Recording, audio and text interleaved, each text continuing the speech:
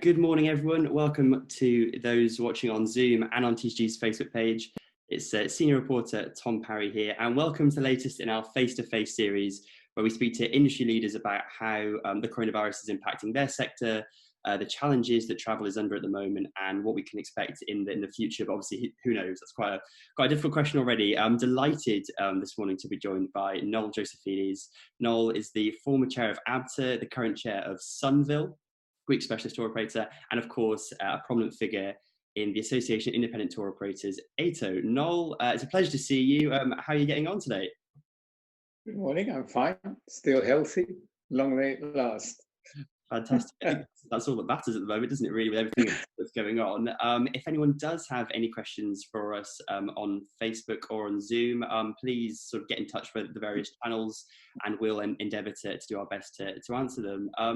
Noel, I wanted to begin by, obviously, in your illustrious travel career, you've seen many a crisis in many different guises and different varieties, but how does sort of the last few months with the COVID-19 pandemic, how does that compare? I imagine a crisis like none other that you've experienced in your career. No, you have to go a long way back to 1974, the Turkish invasion of Cyprus. And that was bad as well. We had 500 people there, who we had to evacuate. It took us many years to recover from that. And at that time, we were a one destination tour operator, which taught us never to do that again.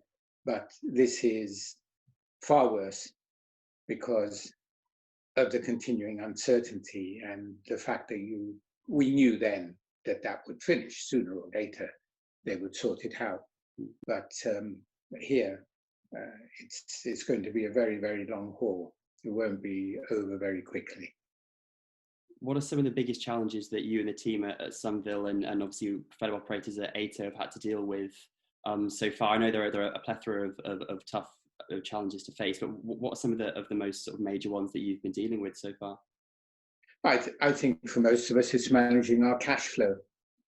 It's very different. It's very difficult, and it's the most important part at the moment.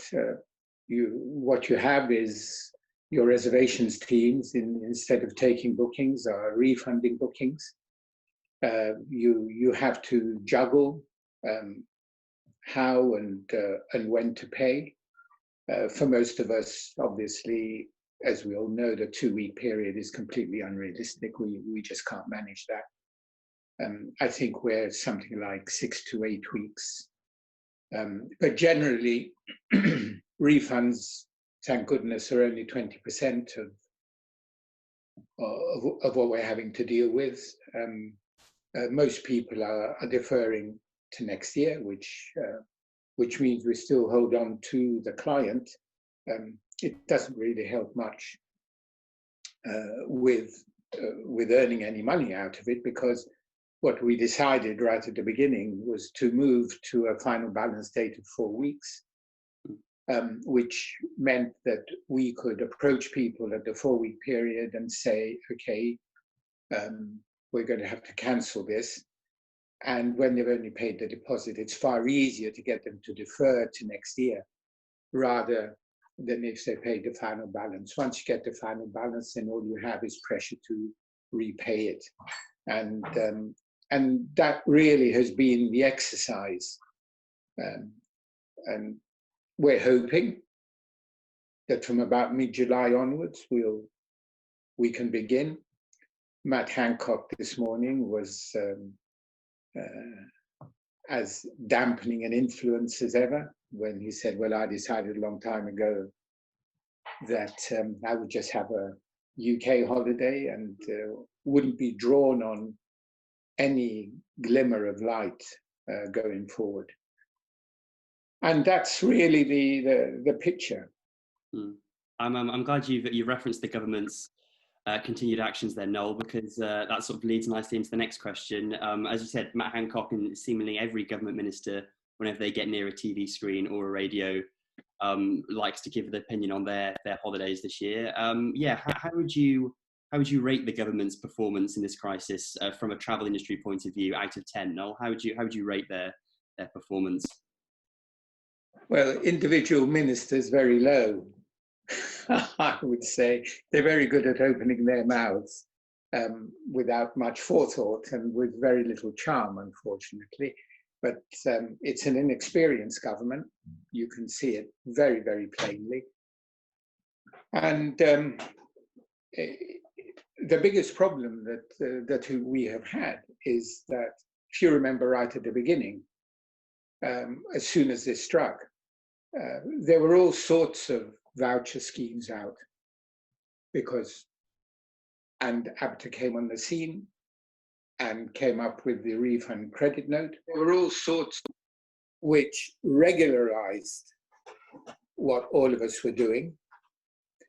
But trying to get that common sense approach to government has really been impossible. We're dealing with one of the most difficult departments, base. I think anybody that has not dealt with government would never understand the work that Abta has put in order to get the message across as to exactly what needs to be done. They do not understand. We are faced with inexperienced civil servants who do not understand the industry. They may be bright, but they've never run a company and they don't understand how business works. And our added problem, of course, is that we are subject to a lot of different government departments. We've got base, we've got the CAA, we've got the Department for Transport, we've got the CMS, and all these departments rarely talk to each other. There's no joint up thinking within government. There never has been, and if you've been at it for a long time, and I have, you get to realize that. And you're dealing with people who are there for 6 months, and then you have to start all over again. And what they have managed to do is they have managed to trash the reputation of the industry by the fact that they've been unwilling to sanction the work that's been done in order to maintain some sort of balance. They refused to do so, and at the moment, the blame is being put on Abta, unfortunately also by people within the industry, which is extremely unfair. And it's not that I was a past chairman of Abta that I'm supporting. At one time, I was very much a critic of Abta, but I know, because I'm close to it, exactly what has gone on. And it's like banging your head against a brick wall. And I think we're very lucky to have had an organization that has fought for us. Yeah, because there's been sort of detractors, or there's been critics in the industry as well, saying that some believe that Abta's reputation during this refunds saga has been tarnished. And but from your perspective, Noel, you think that perhaps without the government support, their hands are tied, and sort of what more can they really do until the government comes out in support of refund credit note? Yes, it's not Abta's fault. It's the government. It's clearly the government's fault. Their behaviour, in my opinion, has been unacceptable. And do you feel that there's been talk of them sort of politicising certain moves, the quarantine that's looking to be put in place and June the 8th, and people have said that should have come far earlier, that it's more of a political move to do it, and the fact that obviously no action on refunds. Do you think that they're looking to put on a front the government, but not really care of the impact that it has on the travel industry? You already see ministers, their opinions on holidays. Do you think that they should really think before they open their mouth next time, or sort of put a new policy in place? Yes, it's I don't know if anyone was ever consulted about the quarantine. It does seem to be too little too late. And we're now stuck with it from the 8th of June. It's highly unlikely they'll back down. So it'll be 3 weeks from the 8th of June. And then I suppose at the end of that 3-week period, they will start thinking about whether it will go on any longer, whether they're likely to consider any sort of air bridges to countries which have done a much better job than we have here. But then that doesn't give us a lot of time to get going. And I think what we must understand is that we're seeing now that the airlines are coming down to earth. They're quite clearly saying, well, we're going to be running something like 30% of our total capacity. Now, what none of us know is exactly which flights will be flying. There may be flights that are bookable out there, but whether they'll be consolidated close to the time, none of us know. And the other factor that, of course, we don't know is what mood the public will be in order to travel. And by that, I don't mean future bookers, people who are going to want to go during the summer, but our existing bookings. At the end of February, we were about 40% full on our committed Greek program. Now we're about 30% full. Out of that 30%, who knows when it comes to paying their final balance, whether they will want to go. So the relationship between airline, tour operator, destination has got to change completely. We're going to need a lot more flexibility. Insurance companies will not cover cancellation because of COVID. So what do you say to the client if he's being forced or she's being forced to quarantine for 2 weeks? Do you say to them, sorry, but this has nothing to do with us.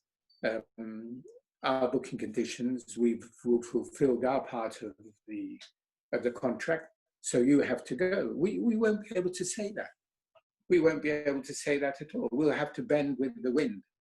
And we need to start this summer so that we can begin to understand the relationship that we're going to have going forward, because this isn't going to change overnight.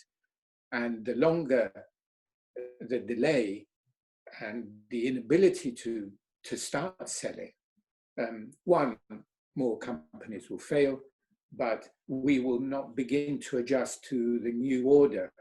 And we will have to adjust to a new order. We will all be thinking in a very different manner. Yeah, it seems the industry and operators need that sort of sure footing at the moment, don't they? Something to cling on to go on to sort of the next point and the next point. You mentioned air bridges there, Noel. Actually, from your sort of tourism board contacts and from what you know, are all these there's been talk about Portugal and stuff like that.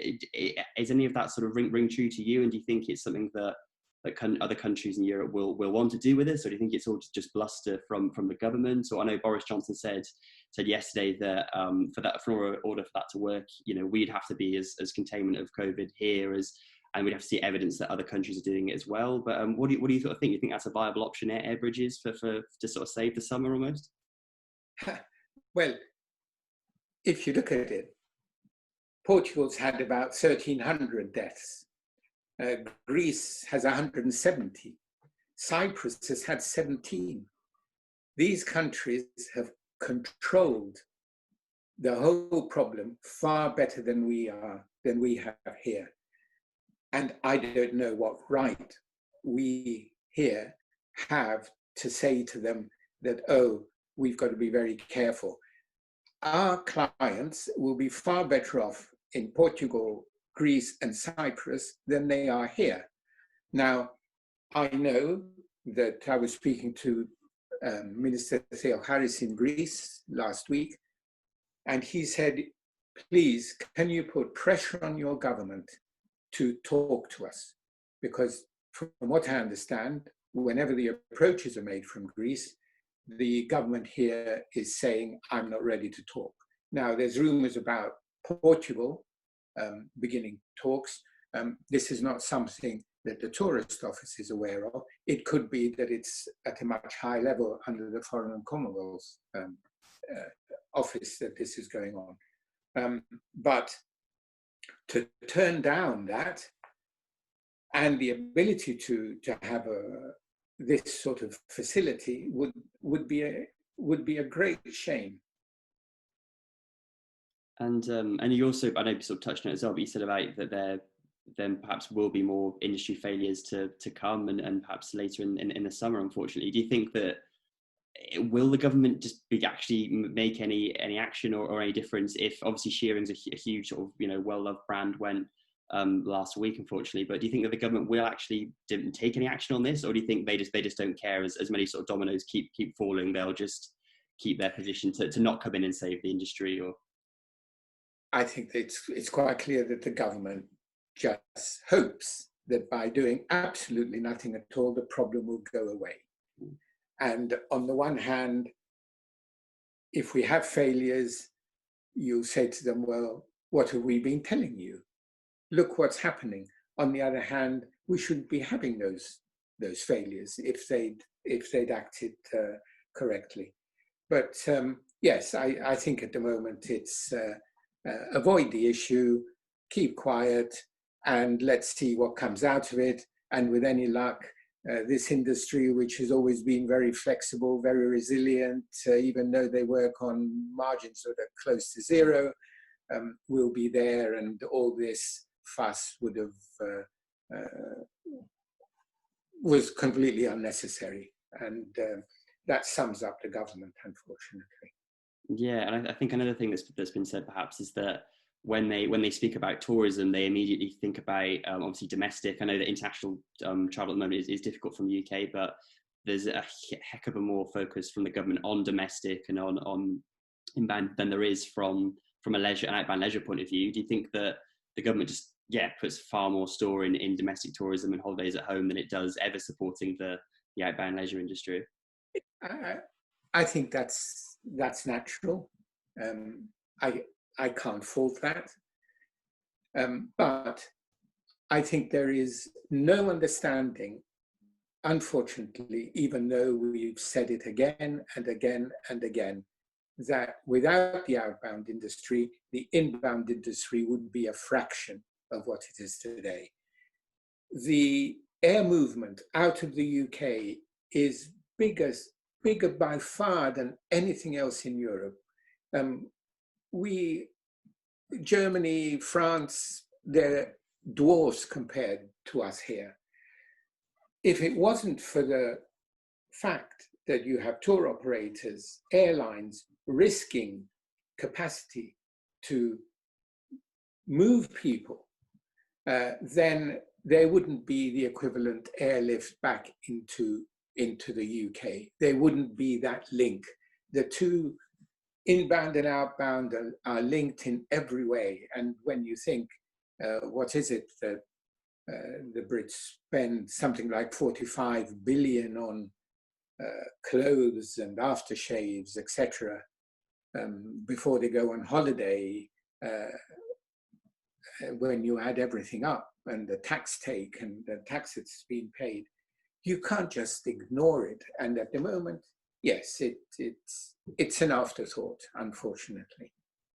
Have yourself and sort of Abta and Abta, have you been privy to any meetings recently with ministers, and have you been able to sort of put those points across? And no.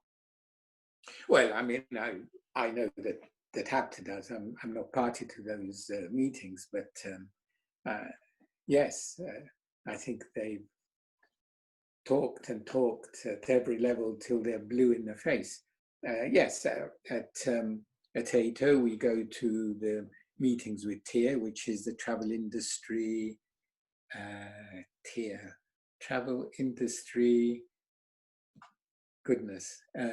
emergency response, and so yes, we go to that, but that's very heavily domestic based, and fine, I can understand it. It's difficult to make your voice heard, but the very fact that we turn up, and every so often Abta comes as well, shows that there is more than one side to the travel industry in the UK. And in terms of there might be a new sort of glimmer of hope in a way, because there was a new alliance. A few groups have got together this week. I think there's 80 members and the SPA and a few others that said they're sort of a bit of a working group to discuss some ideas. What's your take on that? And do you think it's got legs? And do you think that's a positive sign for more industry collaboration? I think this is an individual initiative by those people involved. At the moment, I would call it a discussion group. And let's see how they all get on. When you look at the makeup of that grouping, it's very diverse. And it's also diverse from the point of view of some of those who make up that group traditionally haven't been particularly good allies. So they're talking. Let's see how it progresses, and we'll see how we go from there. Do you think the industry has been quite divided with over refunds and over people's reactions, people's conduct in this crisis? I know people have called for greater sort of collaboration and harmony, but do you see it yourself that the industry is quite at sort of loggerheads with each other on different issues? And how does it make you feel, sort of being in the sector for such a long time and seeing sort of so many different issues over the years? There are very different interests within the industry, but ultimately, I don't think the industry is as divided as people make out. You always get this criticism that we're not united and that's why we don't get anywhere. I don't believe that. That's a very easy thing to say. If you look at, let's go back to our main industry body, which is Abta. Abta caters for a lot of very different interests. It's part of its problem, but it's also part of its strength, because they do represent, as near as damn it, every sector of the industry. And they're a very well-respected organization in Europe as well. It's so when Abta speaks and when it talks to government, it's in a very powerful position. And to say that it's not representative is a very simplistic comment to make, and a very easy comment to make by those who want to make an impression, rather than those that understand how difficult it is to make progress as an outbound industry within the current government structure. Do you think it's quite difficult though, because they sort of cater for agents and tour operators, and also a consumer facing brand as well? Do you think perhaps they are spread a little bit too thin when something like this happens, and they have to sort of cater for many different interests, and then people can accuse them of not being there for one or being there more for the other? Or what do you think? Well, I've read comments that Abta should have insisted that everyone should be paid within 2 weeks. You read comments that there should be a fixed time period whereby all the refund credit notes should be cashed. Now, I'm sure that Abta would be quite willing to talk to government and fix a date. But if, unfortunately, you have a government that has no intention, it seems, of cooperating with the industry, then they're left in a very difficult position. You can't, every company, that every tour operator, every travel agent is at a different stage of growth and at a different stage of development. None of us can judge the problems that another organization may be having. Take, for instance, school operators. School operators were absolutely hit when their main period, i.e. the Easter break, just disappeared. Now, the impact on that sector was enormous. It depends. You can be lucky, and you could be a ski operator, which hasn't been so badly affected. You can be a schools operator that has been very badly affected. You could be at a certain stage of growth, or you may well have just borrowed a lot of money in order to begin an expansion drive, and this has caught you just at the beginning. We cannot judge everybody in the same way. And this is why the length of time has been given by Abta in order to sort out the refund credit notes and the refunds due. And it's to criticize it when so many different interests are being catered for is unfair. Our industry has done a very good job so far in the face of really a very poor performance from government. We shouldn't be too harsh. The people involved and who are doing all this negotiating are working extremely hard. We shouldn't forget that. Yeah, I suppose you think that Abta's doing as best it can. Its hands are tied behind its back. In terms of the sort of the time frame on refunds, I think just words to the effect of without unreasonable delay, I think is the Abta sort of code of conduct phrasing. Do you think that's too vague perhaps for something, or do you think like you said you can't necessarily choose between company to company because everyone's needs are so different and so spread out and with different issues facing every company, right? I mean, who's to criticize expressions like with undue delay? After all, government in a lot of its lawmaking uses words like reasonable. So let's not be too fussy about what these words mean. Basically, I think there may be a few companies that don't play by the rules, but the majority of companies do play by the rules. And there are small companies out there that have actually borrowed money in order to give refunds before they have received refunds. And they're the real heroes, not those that have got enormous funds behind them. So no, we can't lay down the law, I think, very strictly in this.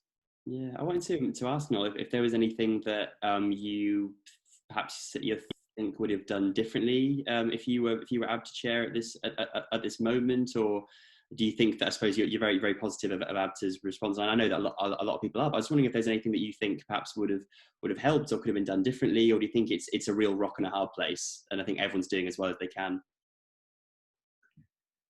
I really do think everyone's doing as well as they can. It's for a hard question, isn't it? For if you have an association and there is always a certain amount of tension between the secretariat of that association and the people it represents, and that's inevitable. The people who work in that association aren't subject to the same pressures that the tour operators or the travel agents are, because they're not running a business. So I think Abta, for all the criticism that's sometimes made of it, is as close as you can get to understanding the problems of its members.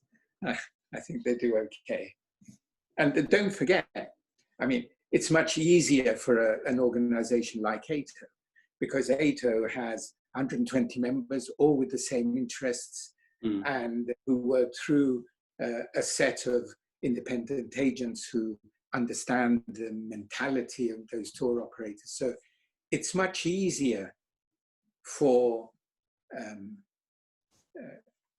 the likes of Abta to bang the drum in one particular direction, because the interests of all those members are the same. And sorry, no, I'll stop sort of grilling on the old Abta line there. I just wanted to say, in terms of looking ahead then, perhaps to later in the summer, I know that there's a piece on the TTG website at the moment which shows the Mediterranean and different restrictions at the moment, and different easing of restrictions at different destinations. It's a really good interactive map if anyone wants to look at it. And in terms of, obviously Greece has been on the news a lot this week about its opening up, which is obviously incredibly positive for yourselves and Sunville. Just wanted to see sort of, they seem to be leading the way on it. I think we sort of wrapped it at the start. Do you see much business this summer? I know they've said to Britons, perhaps they're not going to let us back straight away. Do you think it might be a while until British tourists are allowed back into Greece? Or? I mean, we're working for mid to end of July. I think that's the earliest that we can be sure we can do something. How many of the people that we already have booked for that period will actually go? There's a question mark on it. I don't think any of us can force people to go if when push comes to shove, and it's time for them to take the holiday for which they paid a deposit, and they decide that really, I'm 70, 75, I don't want to take the risk, etc., etc. Then I think we will lose some. We will hopefully gain some new ones. So I think if we can carry 30% of what we had planned to carry, then that would be a good start. And I think for anyone out there, that sort of figure is probably realistic. Yeah, and do you think it's going to come down to brands and operators having that sort of benevolence and those honest conversations with customers, and just saying, if you'd like to go, great. If you don't, that's fine. And you think that if they take that approach, that'll help in the future sort of keep that customer loyalty and customer confidence in their companies? Yes, I don't think we have any choice but to do that. And I think anyone who takes a different line will ultimately suffer as a result. This is why we have to sort out our relationship with resorts, with hotels, with airlines. We've got to understand that the order has changed and we have to adapt to it. And in terms of getting travel agents, do you think that if customers are quite wary to go themselves, do you think using the travel trade as a way to almost have ambassadors to get there on the ground and to be the first people back, do you think that might be a good tactic to be able to sort of imbue that confidence in the public by getting their travel agents to go first and showing them, videoing things and telling them how it is actually on the ground? Yes, I think that's going to be very important. I think it's the personal contact's going to be extremely important. And I'm sure as soon as the go-ahead's given, it's going to be difficult to stop a lot of Sunville staff rushing out there. But yes, I think the trade, and I think the trade, whatever anyone says about what's happened over the last few months, you would have been extremely lucky to book through a travel agent and through an organization that is ATOL, Abta, whatever. Just think of the problems with people who've been booking individually, where they have different contracts with the accommodation provider, different contracts with the airline. And all those accommodation providers have very serious problems themselves. They too have had no income. If they've had any money, they'll hold on to it. And the public has to understand that, yes, there may be a delay in getting their money back, but they will get their money back, which is very different to those who booked individually and will never get their money back should the accommodation provider not want to give it. And speaking about booking for next year and later in the summer, I don't know, do you feel like the summer is, I suppose the word write-off is incredibly harsh, but do you feel like you said, if you get 30% of capacity from July onwards, and that would have been a success, do you think that's sort of the best that you can hope for at at the moment, and see that as some sort of small success in itself, perhaps? Yes, no, I would be very, very pleased to get some sort of movement to give us a feel of how we are to trade in the future. And I hope this government has the common sense to allow us to do that. And in terms of how things might look for the future, I know it's incredibly difficult to predict things at the moment. Do you feel there might be, air capacity limited, hotels might have limited guest numbers, prices might go up as a result? Do you think that, at least for the next sort of 12, 18 months, that's the world that we live in, and availability is going to be difficult to come by, and prices might go up as a result?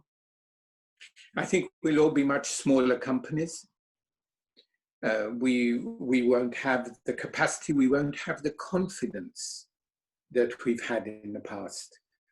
And I think that will apply to hotels and airlines as well. So the fact that the airlines have had these aircraft parked in places like Istanbul for weeks, they begin to rust. All the pipes start clogging up. It's an expensive business. So we have to be realistic. It's not going to be like the old days.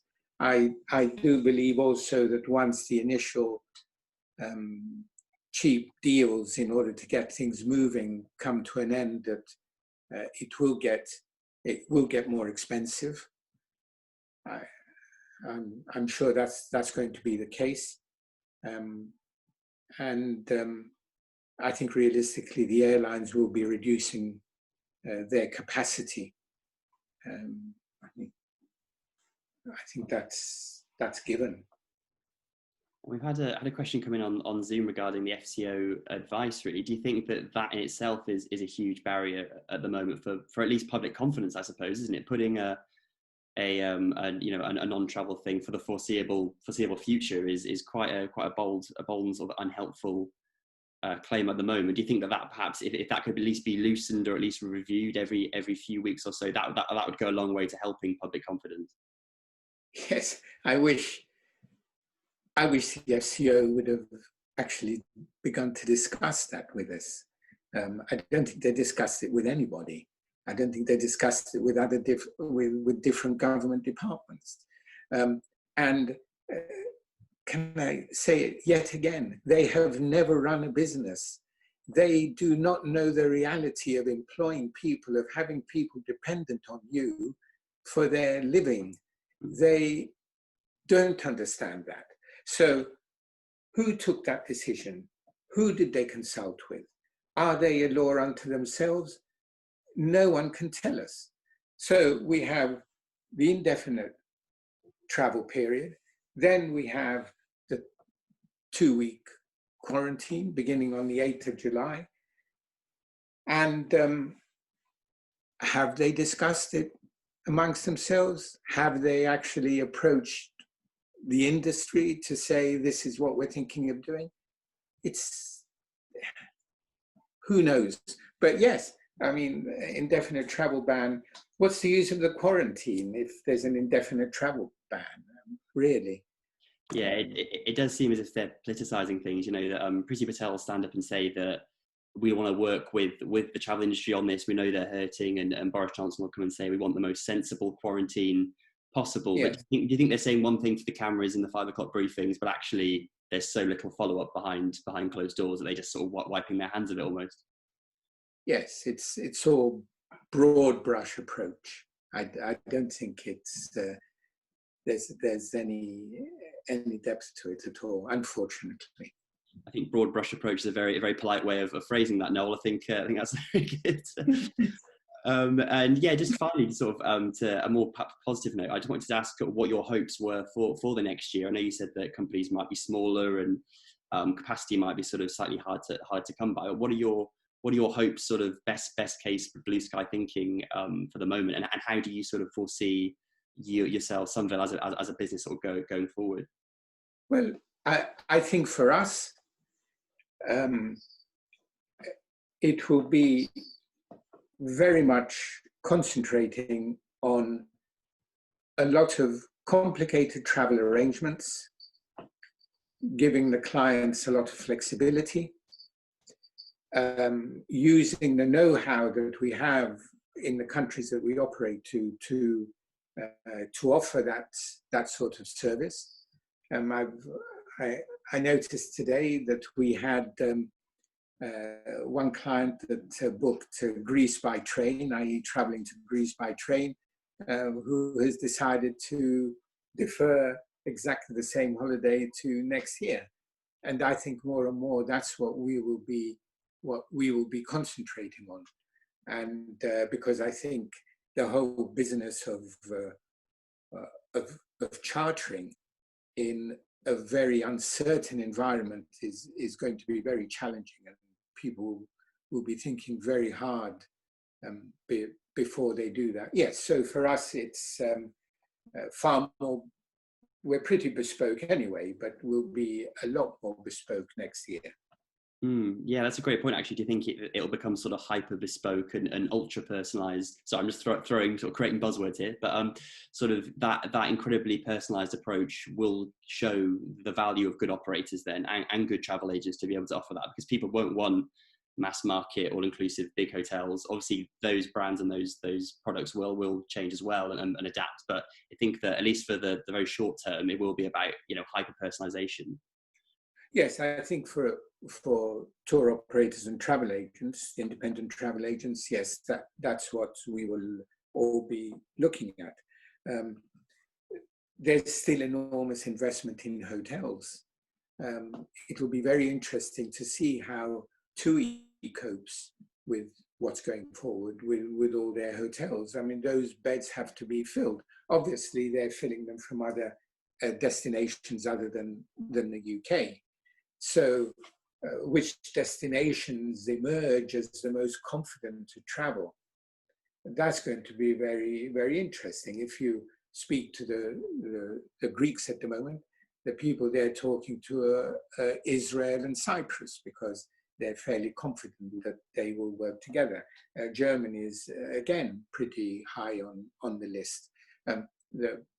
Portugal has a problem, because when you think 51% of their tourism comes from the UK, if the UK doesn't work, the next one down is Germany, and they're only 12%. So that shows you the hit that Portugal would take. Again, it's a country which has controlled COVID very well. And they too are making a great effort to put the message out that they know what they're doing, and they've been very successful so far. I think we've got to sort of leave it there. But no, I really could sort of speak all day on so many different issues. And thank you so much for your time, and thank you so much for everyone who's joined us on TTG's Facebook page. We're just about to leave Facebook now, but I hope you found the session interesting and create some good sort of debate and some good topics. And keep going, everyone. Everyone's doing such a brilliant job. And Noel, is there anything you'd like to say to anyone sort of watching at all, or just to sort of keep at it? I suppose everyone's working as hard as they can, aren't they?